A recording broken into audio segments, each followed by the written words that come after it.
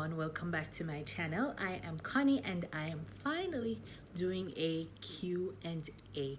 Now I have been getting a lot of questions, so I decided to answer some of these questions in a video. Now I won't be doing much editing for this video because I want my responses to be as authentic as possible. So I will be reading your questions. I wrote them down from Instagram, Facebook, and WhatsApp, and I will try my best to answer them as best as I can. Now, like, I got some pretty weird questions though. I got some pretty weird questions, but I am going to answer the questions about my living and teaching experience in Kuwait first, and then I'll get to some of the personal questions. Maybe some of the weird ones. Okay, let's begin. The first question is, why did you decide to move all the way to Kuwait? Now, I didn't decide to move all the way to Kuwait. It's not, how should I put it? Anyway, it's not like I got up and I decided that, you know what, I want to teach in the Middle East. I want to teach in Kuwait, so I'm gonna go to Kuwait. No. It's based on the opportunity that presented itself to me and the most attractive contract. Yes, let me put it like that. As a matter of fact, I didn't even know that this place existed, until I learned about it from a few friends. So that's how I ended up here. All right, next question. What is your teaching experience like? Well, first of all, I started out in middle and high school, which was an experience to remember. The bigger kids are harder to deal with. I'm in KG now, and in some ways it's similar to teaching in Jamaica. In some ways it's different, but overall, as a teacher, like, I expected a lot of what I have experienced. Students are the same, and you just have to do what you have to do. I mean, in terms of the classroom, it's different. Like, I teach smaller number of students. I have more resources. I spoke about all of that in my video entitled "What are the benefits of teaching abroad?" So you can check out that video. I left the link below. But the teaching experience is good. Yeah. Next question. Is it harder teaching in Jamaica than in Kuwait? No, I wouldn't say it's harder in Jamaica.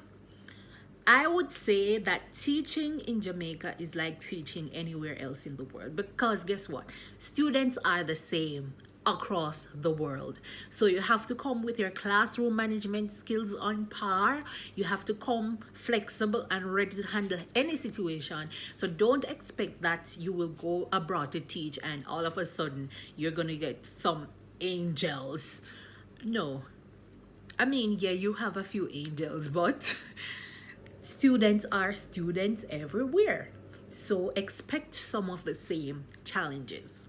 Yeah, that's what I'll say. Moving right along, what is the climate like?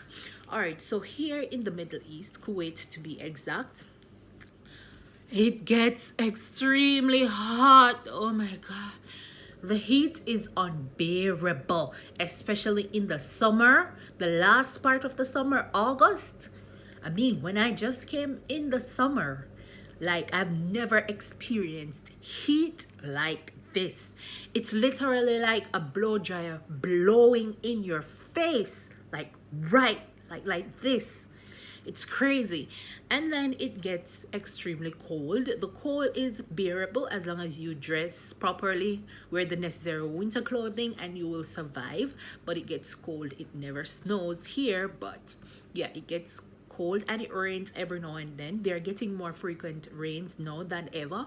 So the climate is not bad. All right, next question. What is the food like? All right, I don't really eat Arabic food. They have a dish called masbouche. I don't even know if I'm pronouncing it correctly, which is basically chicken and rice, meat and rice. That's basically what they eat. It's not bad, but I'm not really fond of Arabic food. But I did take all my seasoning and stuff from Jamaica, so that helps me to keep the taste of my food familiar. And also they have a lot of American restaurants here, such as Applebee's, Cheesecake Factory, and all of that, so you can get food that you're used to, and they have everything in the stores. The only thing that I cannot vouch for is the seasoning. Yes, so if you're planning to move abroad, take some Jamaican goodness with you, because you're gonna need it. Yeah. All right. What advice do you have for someone who wants to teach in the Middle East? Be open-minded. That's my number one advice. Be open-minded.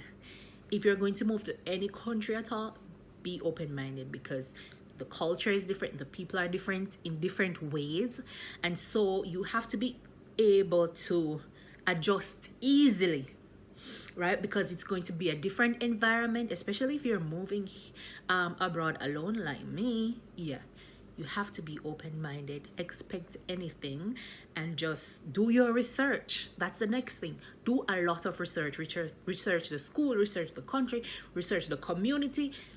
Research. Ask questions. I mentioned a lot about this in my previous video as well, what you need to do when you're moving, and also in the International Educators Guide. Yeah, answer a lot of these questions. But my number 2 advice: be open-minded and do your research. Ensure that that country is for you before you move there. What is the salary like? As I stated in my previous video, it's based on your years of experience. The more experience you have, the more money you make. And you can also check out more information about that in my video, What are the benefits of teaching abroad? Ta-da-da-da! All right, let's get to the personal questions now. How old are you? Like, how old am I? How old do I look? I am 25 years old in age, but I'm a lot older in my thinking, if that makes sense. Next question. Are you married? Oh my God, I get this question a lot. I'm not yet married. I am engaged though. Hopefully, I will be getting married soon. Okay? All right. Now, this question is weird. What did you do to get thick? Like, seriously? What did I do to get thick? I don't know. I didn't do anything. I just woke up one day and I was thick. I'm just joking, but honestly, I didn't do anything. I just got thick. Maybe bad eating habits. So I'm sure it wasn't anything good that got me thick. So I don't know how to answer this question. How did I get thick? Oh my God, what a question. Now, this is the weirdest question of all. People, now somebody asked me this. Are you happy? I mean, in times like these, it's a good question, you know. But, I mean, this came from out of nowhere. Are you happy? Well, I don't even know how to answer this question. Like, I would consider myself happy because I always try to create a positive energy around myself and do things that I love and enjoy to keep my spirit up and to keep me happy. So regardless of what's happening around the world right now, And trust me, it's hard to be happy in this time when you're far away from home during a global pandemic. But guess what? You have to do what you need to do to keep yourself happy. Find that one or two or three things that make you happy. Do it and just chill. Yeah. I think I answered that question. Are you there with family? No, I am not here with family. I came here alone. I had friends here who was able to help me get ready. And so I'm definitely great. My battery went dead. So I'm just going to try and pick up where I left off. I was answering the question about family.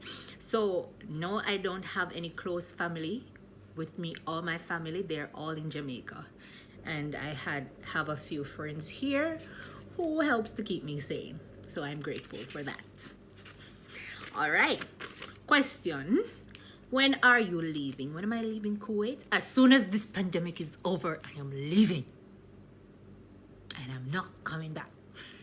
I'm joking, but definitely, as soon as this pandemic thing is over and I can go home, I am going home. I love Jamaica now. I love Jamaica bad. I love Jamaica to my heart. Next question. How close are you to Jerusalem? Pretty close to Jerusalem. Maybe a couple minutes.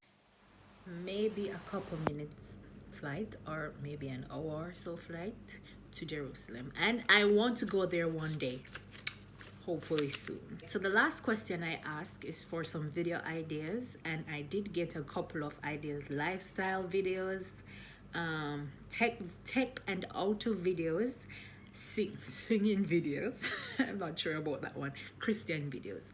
I'm not sure what is meant. I'm not sure what is meant by Christian videos, but I will definitely try my best to make my content as broad as possible, but I do not want to mix too much thing, and I can't create videos on things that I have no clue about, but I promise you I will try my best. So those are a few of the questions. Maybe I'll do a part 2 some other time, but thank you for participating and thank you for supporting.